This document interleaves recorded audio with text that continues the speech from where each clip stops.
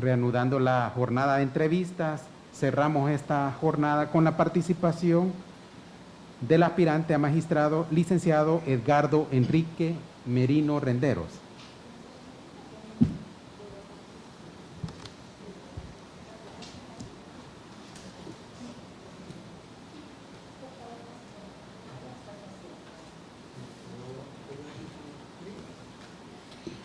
Como guste.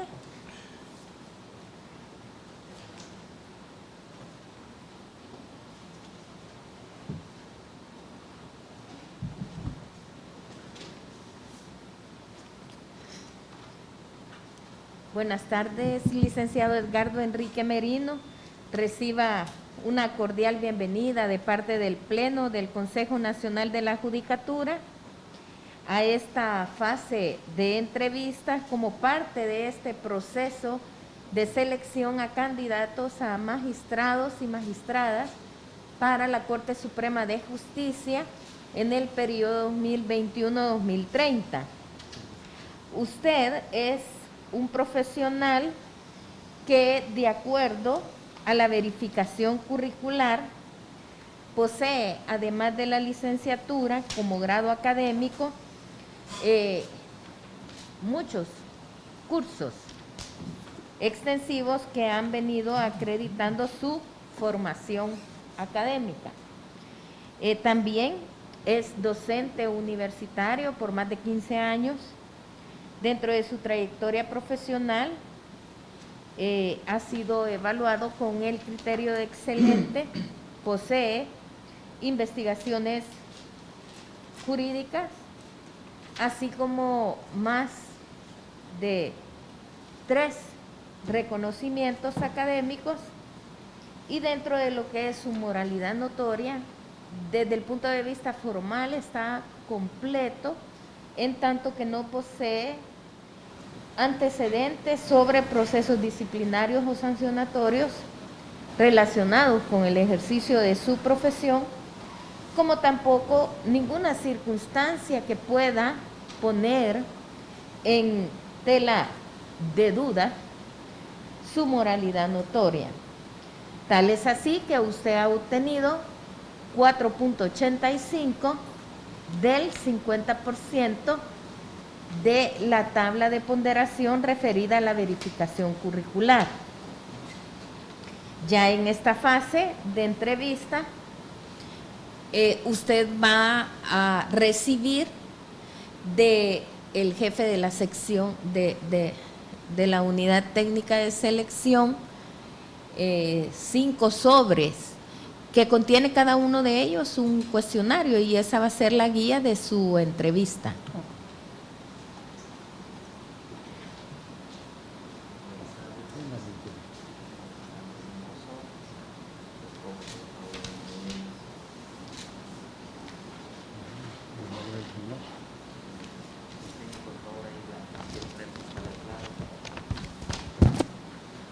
Es la clave número 1. Puede abrir el sobre y leer con calma, con detenimiento las preguntas, mientras el licenciado López Carranza nos entrega a cada uno de nosotros ese mismo cuestionario, porque de esa forma nosotros también nos familiarizamos con el mismo, y así cuando usted esté listo, me indica para que podamos comenzar con el desarrollo ya de la entrevista como tal, licenciado Merino. Muchas gracias.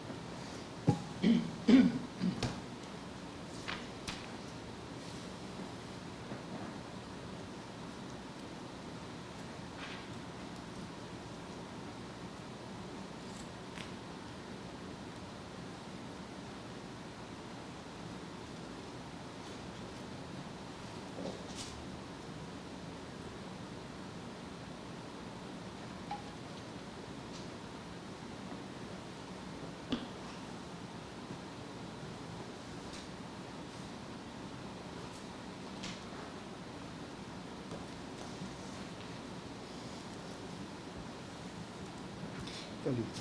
¿Listo, licenciado? Con el permiso de ustedes, ¿me puedo quitar esto? Como usted guste. Porque me está empañando los lentes y no puedo ver. Sí, Por la situación de estar respirando, ¿verdad? sí, es difícil. Difícil.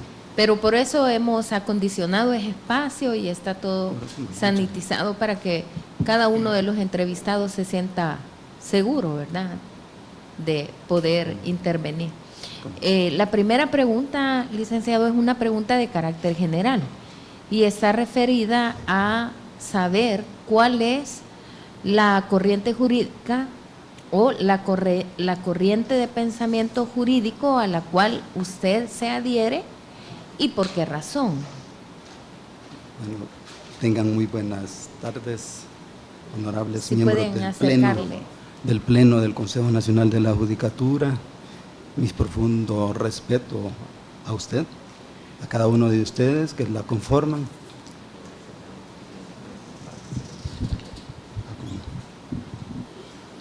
Reiterando nuevamente mis profundos agradecimientos por el habérseme tomado en cuenta.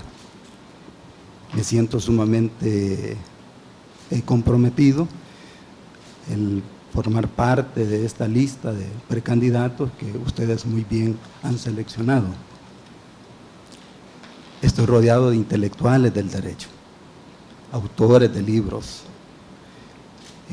mujeres virtuosas, hombres valientes, esforzados, que han tenido un desafío histórico en este país. Y lo digo con profundo respeto, porque hoy se me entregó este manual de selección de magistrados y juezas, lo que no existía. Producto de los acuerdos de paz, se le dio protagónico al CNJ.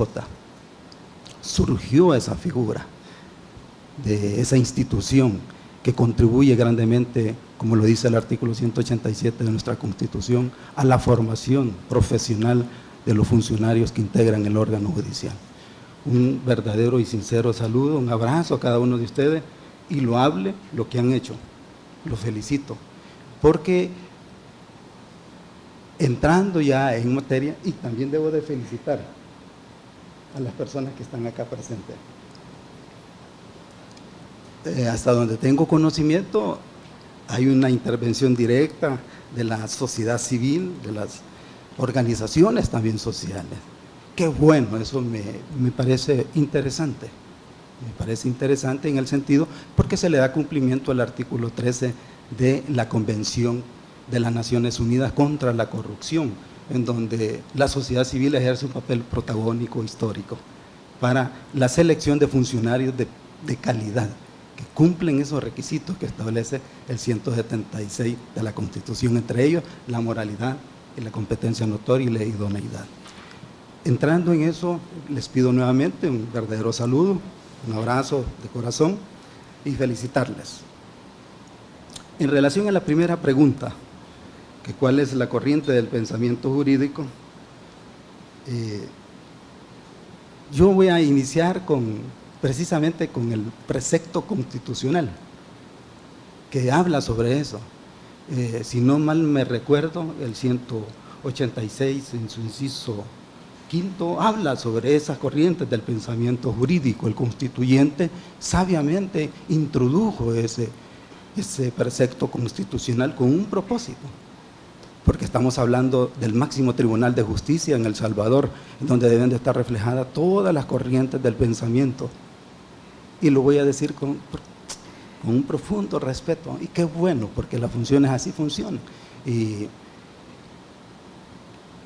van a perdonar algunos libros que yo he leído. Ya leí el libro que también usted ya formó parte del nuevo manual de Derecho Procesal Penal comentado. Me parece brillante las acotaciones, el tomar en cuenta a los magistrados de la Corte Suprema de Justicia actual, como Carlos Sánchez Escobar, y una gama de operadores, abogados, fiscales, defensores, y eso me parece, eso forma parte de las corrientes del pensamiento que vienen a ayudar, abonan a la función de la administración de justicia. Pero lo importante es que en este manualito ustedes definen lo que es la corriente del pensamiento jurídico en su artículo 2, literal F.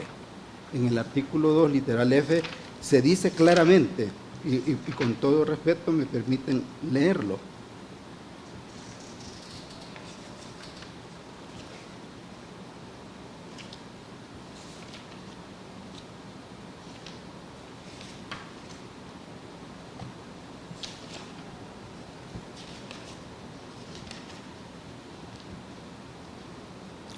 Corrientes del pensamiento jurídico.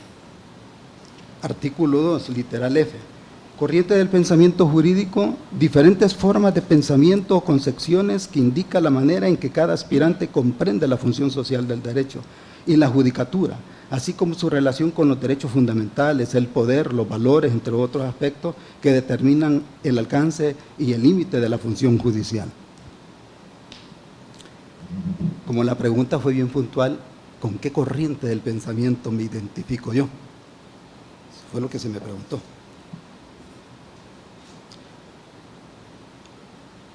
Voy a retomar algunos aspectos, dijera, históricos, que todavía tienen vigencia en el pensamiento jurídico.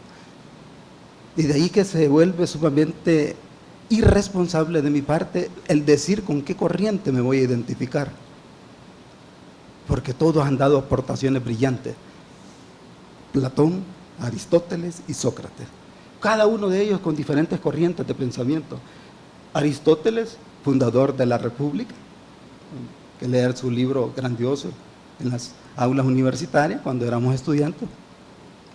Cuando él empezaba a hacer una aportación de su pensamiento filosófico, de que la justicia, el origen, la justicia tiene una relación directa con el Estado. De ahí surge la idea del Estado. ¿Y por qué estoy señalando ese pensamiento? Porque él decía que la justicia es un todo y el hombre forma parte del Estado, pero ese hombre carece de autonomía, de independencia. Interesante el pensamiento filosófico de Platón.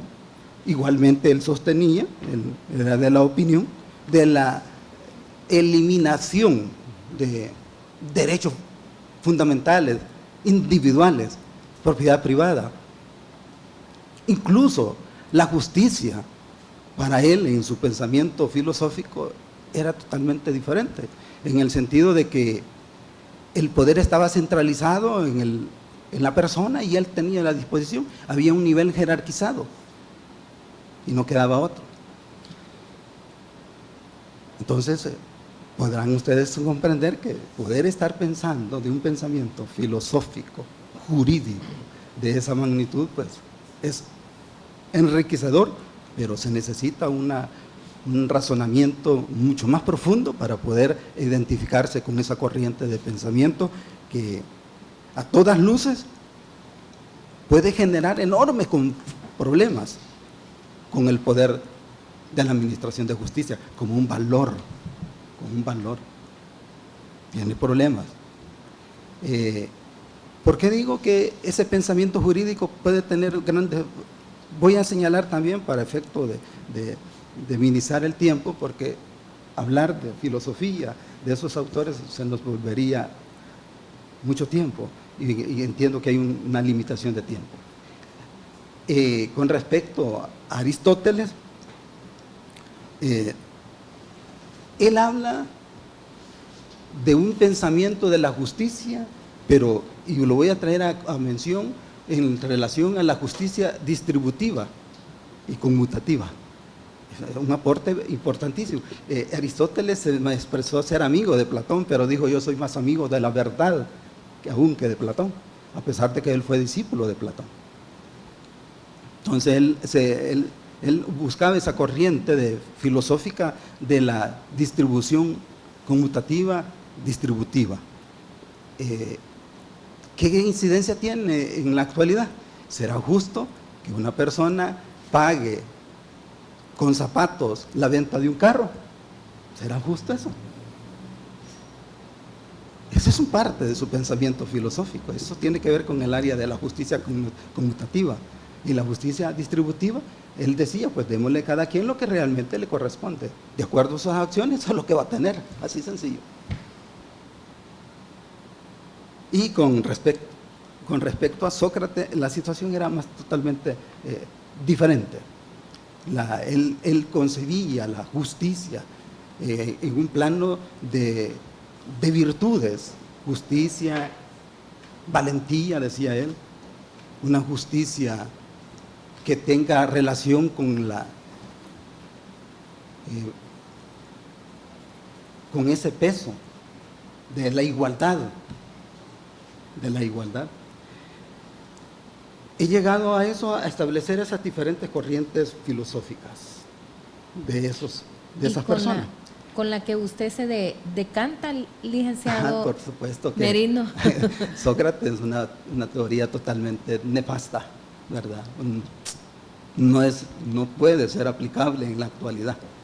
No podemos estar de acuerdo de esa pérdida de autonomía, de independencia. Él decía, ahí no hay independencia. Aquí el nivel de jerarquía es el que manda y se acabó.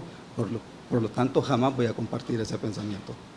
En cambio, el pensamiento de los otros era un poco más, dijera yo, dándole el valor de la justicia, ¿verdad? Como un valor supremo, de acuerdo a su planteamiento, como por ejemplo, ya dije, de la función estar la justicia, la valentía, que tiene vigencia, sí, tiene vigencia. ¿Y por qué vigencia? Dentro de los principios de la ética de la función judicial está precisamente la fortaleza. ¿Y qué es la fortaleza?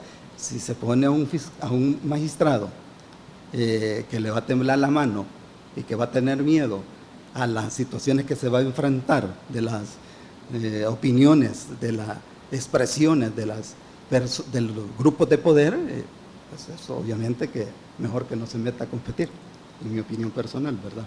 Porque el cargo lo va a meritar. Estamos hablando de sostener todo un país, de darle una estabilidad y una seguridad jurídica. Incluso él hablaba de la seguridad jurídica como valor. Bueno, pasando para la pregunta sobre los conocimientos jurídicos, ¿cuáles son los 3 cambios positivos de la jurisprudencia constitucional desde 2009 a 2018, que usted identifique, ¿verdad? Pueden ser muchos o pueden no serlo, pero la pregunta es de acuerdo a su criterio. ¿Cuáles son los 3 cambios que usted pudiera identificar de la jurisprudencia constitucional que usted considere que han sido positivos? Bueno, es una pregunta profunda, pero con respeto a la independencia judicial, porque es la base de la democracia, y ahí está expresada la máxima expresión del papel que ejerce un juez. Yo dijera que me atrevería a decir una,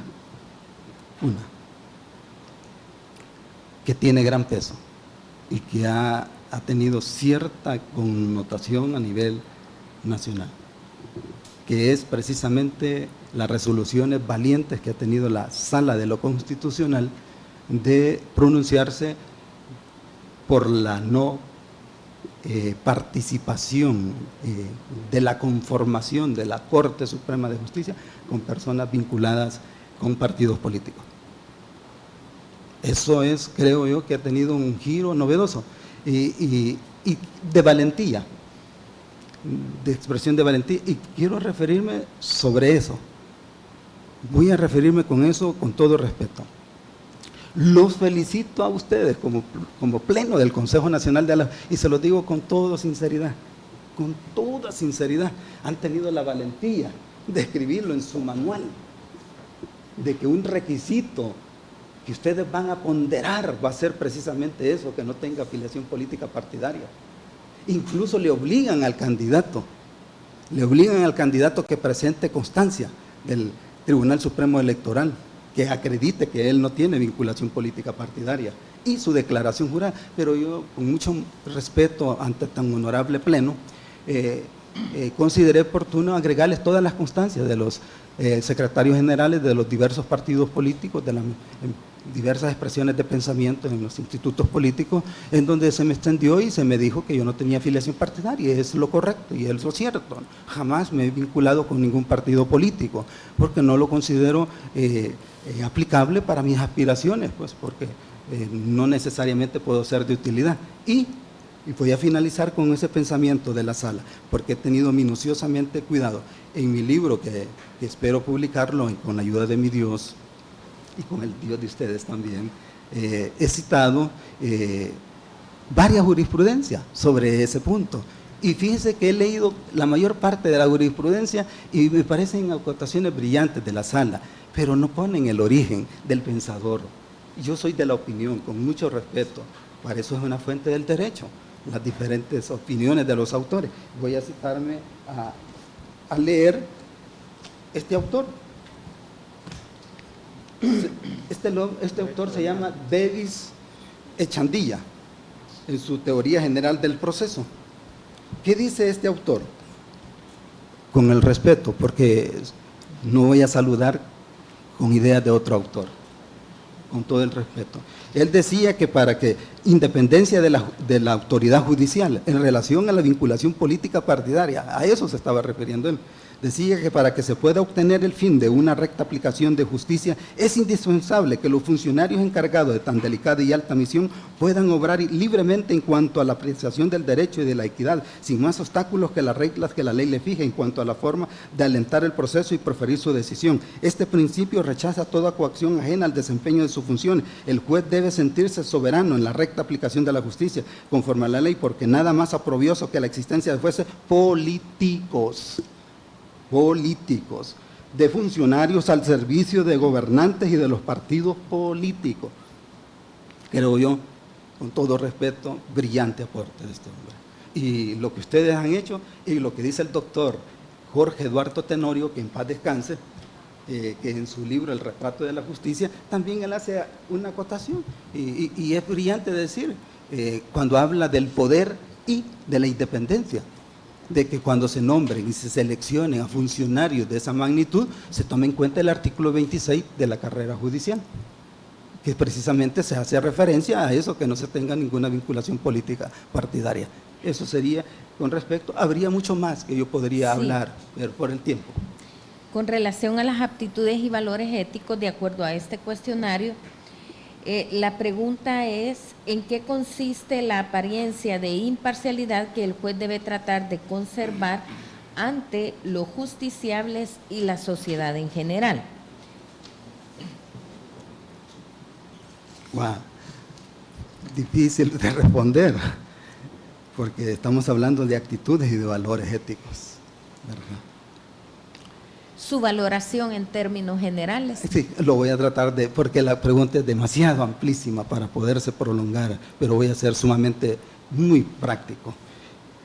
Para ello, honorable Pleno, basta ver esta ley de la que se llama el Código de Ética Judicial de El Salvador. Dentro de eso se están señalando de principios éticos, los valores democráticos. Cuando se habla de valores democráticos, estamos hablando de la máxima expresión del pensamiento democrático. Cuando el funcionario hace protesta constitucional de conformidad al 235 de la Constitución de la República, ser fiel a la Constitución, independiente y de cualquier otra ley que venga, secundaria, tratados internacionales, y no someterse a ningún otro tipo de... Cuando estamos hablando de los valores democráticos, estoy haciendo referencia al artículo 5, literal B del Código de Ética Judicial, en relación a la imparcialidad. ¿Por qué es importante la imparcialidad? Porque ese le va a generar credibilidad a la sociedad. Y si nosotros estamos hablando de imparcialidad, no podemos estar hablando de que un juez, si un juez no es independiente, no puede hablarse de parcialidad. No puede. Y eso hay posiciones doctrinales de diversos autores que lo vienen a establecer. El Código de Ética Judicial ya también establece, dentro del principio de la imparcialidad, esa capacidad que tiene el juez de poder resolver todos los asuntos que lleguen a su conocimiento, en el cual debe de fundamentar totalmente sus resoluciones, entre ellos el magistrado, en este caso el magistrado, debe ser tolerante, debe ser un funcionario como dentro de esas actitudes de poder tener control de dominio. Es decir, en otras palabras, saber escuchar, ponderar las opiniones de los diferentes, porque estamos hablando de un tribunal colegiado, no estamos hablando de un juez personal, estamos hablando de un tribunal colegiado integrado incluso por Corte Suprema de Justicia en pleno, porque van a haber cosas que va a conocer Corte. Entonces, la imparcialidad es importante porque en eso se establece la fundamentación de las resoluciones. Dentro de la fundamentación, tratando de ser sumamente breve, hago referencia igualmente de la fortaleza que debe tener el magistrado, de la valentía que debe tener el magistrado en resolver en algunos asuntos que van a haber demasiados intereses opuestos diametralmente de parte de organizaciones sociales, ya llámese políticos, que van a querer que se resuelva, y de ahí que la independencia, la imparcialidad es importante. Bien, con relación a la apreciación que usted tiene sobre el órgano judicial, para usted, ¿cuál es el nivel de confianza ciudadana en el órgano judicial? ¿Y cómo propone usted mejorar ese indicador de la calidad del servicio de la justicia en el país?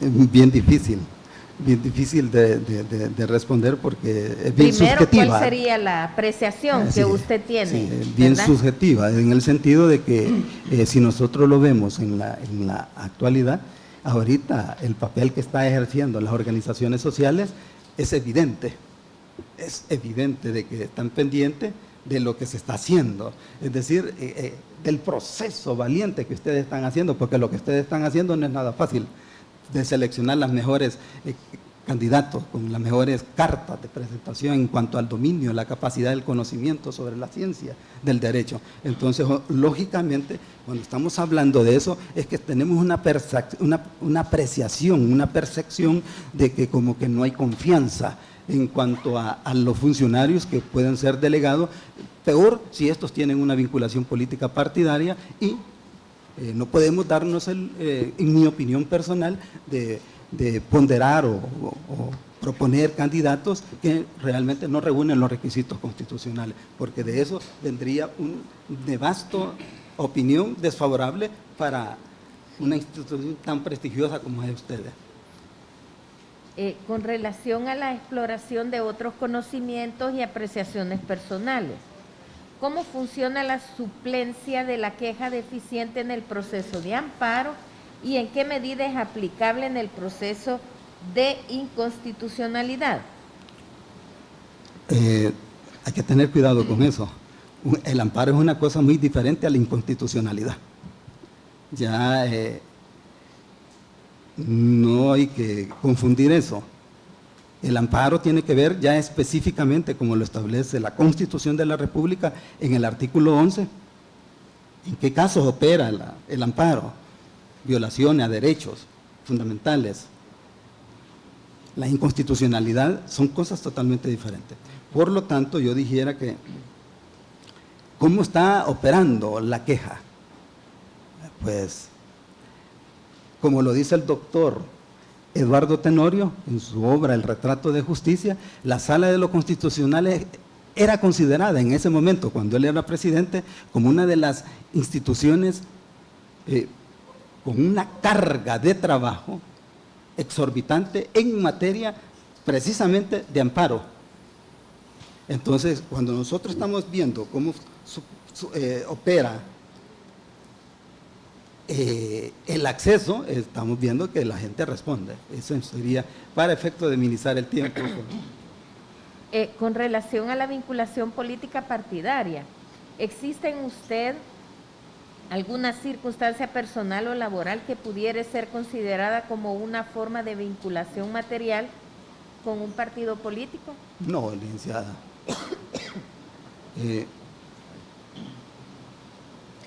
Con eso, ¿verdad? Ninguna vinculación para nada.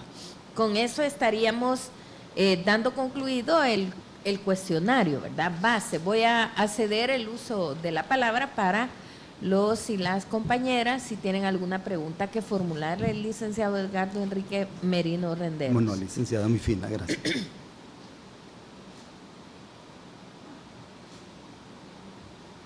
De parte del Pleno no hay ninguna interrogante y dado de que no hay preguntas accesorias o aclaratorias, estaríamos dando por concluido la fase de entrevista con usted en este momento, quedando usted pendiente de las notificaciones o la notificación que provengan de la Secretaría Ejecutiva de este Pleno, posterior a todo el proceso, ¿verdad?, de entrevista, ya que nos faltan un buen número aún. Claro, claro. Gracias, Bueno, licenciada. muchas gracias. Que Dios les bendiga y pasen una feliz tarde. Amén, pase adelante.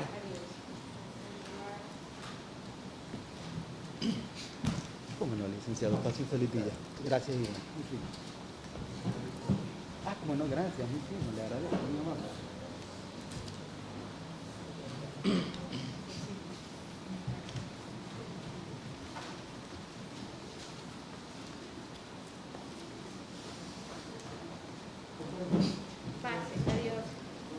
Que esté bien, paz.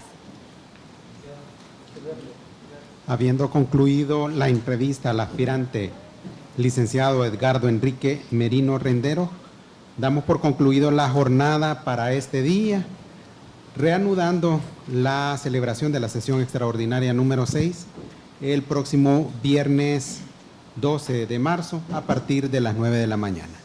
Muchas gracias. Muchas gracias, feliz tarde.